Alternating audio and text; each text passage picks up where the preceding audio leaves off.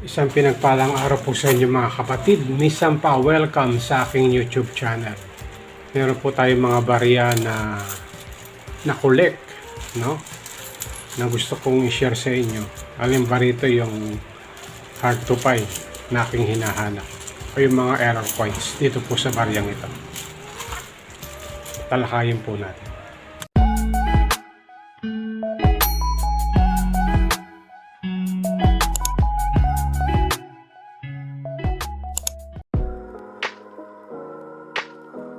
Muli, welcome po mga kapatid sa aking YouTube channel. So, may nagbigay po sa akin ng barya dito po sa lugar namin sa San Fernando. Ang aking bayaw na si Ogie Sembrano. Ayan. Salamat sa iyo, kapatid na Ogie. So, dito sa mga baryang ito, alin ba rito yung hinahanap ko, yung mga error coins, no? Sa mga piso po na ganito, ayan, 19, I think ito yung natin 72. Hindi na po ganong kagandahan ng kondisyon, ano, dahil matatagal na po itong mga barya na ganito. Ayan, Dr. Jose Rizal. Dalawang klase lang po ang ginawa ng BSP na ganito sa mga baguhan po natin, 1972 at saka 1974. Ang hinahanap ko po rito yung error coins, no? Yung double print, no?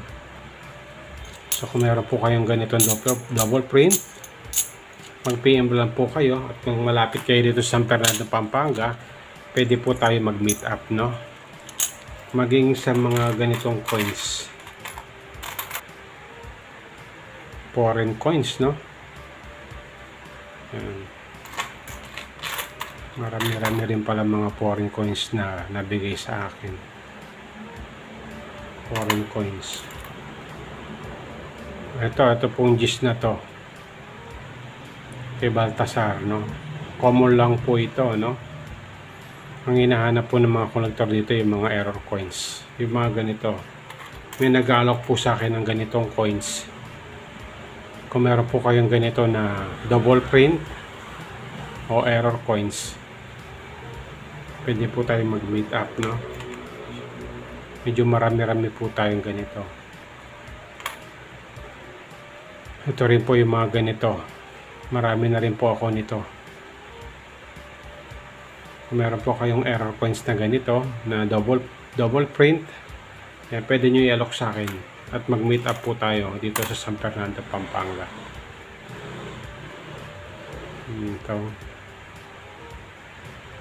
Ayan. Foreign coins. 20 cents. Ayan. Iba-iba po, no? Meron din po siyang dollar coins, no? $quarter. Ang hinahanap ko dito yung 1960 pababa, no? Kung meron po kayong ganito 1960 pababa, yun, mag-meet up po tayo dito sa San Fernando, Pampanga. Ganitong coins, no? Yung Liberty $quarter. Ito po ay 1963 1968, no? Nulit ko po, ang hinahanap ko po rito yung 1960 pababa na dollar coins.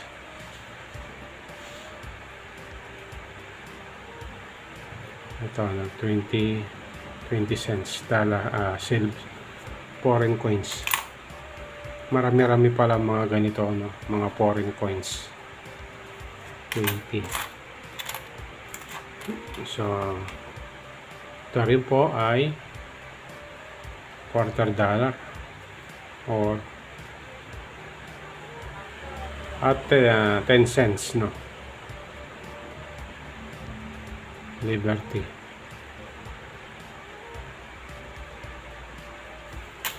Ito po yung aking mga naibigay sa akin ng aking bayaw. Tingnan ko rito kung mayroon po mga hard to find coins. Ito Saudi. Ang Saudi. Pera ng Saudi. Ayan. Iba-ibang mga coins, no? Ito, ano to? I think ito po ay Thailand coins, no? So, yun po, ano? Ito po yung mga coins na binigay sa akin.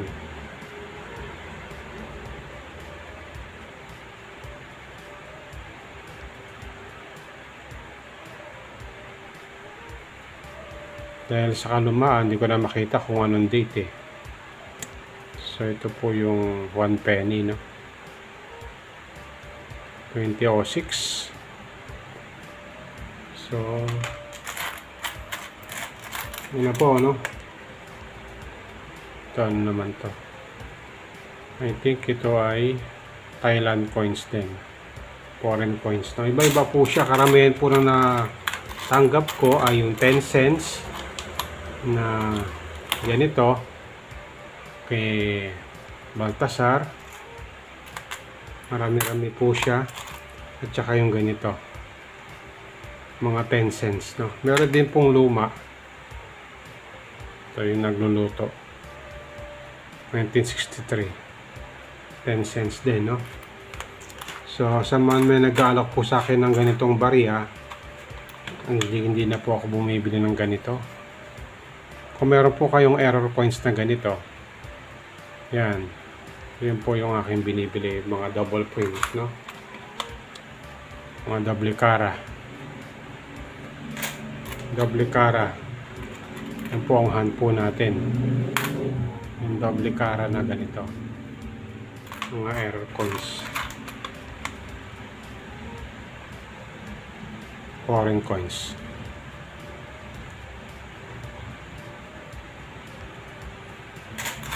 So, yan po, ano, halos mga, ito po ay 1 penny, 1974, 50 years, 1 cent. So, medyo matagal na ito, no? 50 years old, kaedad ko.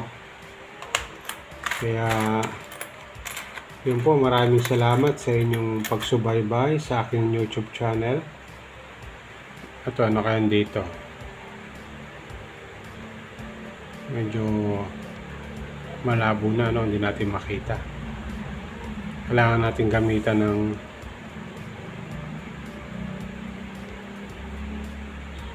ano po, kayo na po mag-zoom, no? Kung ano pong date ito. I think 1963. Ayan. So, marami po akong ganito, no? 20 cents. So, maraming salamat sa inyong pagsubaybay sa aking YouTube channel. Kung meron po tayo natutunan, please like and subscribe sa aking YouTube channel. Ang dalang ko ingatan, pagpalain po tayo ng Panginoon.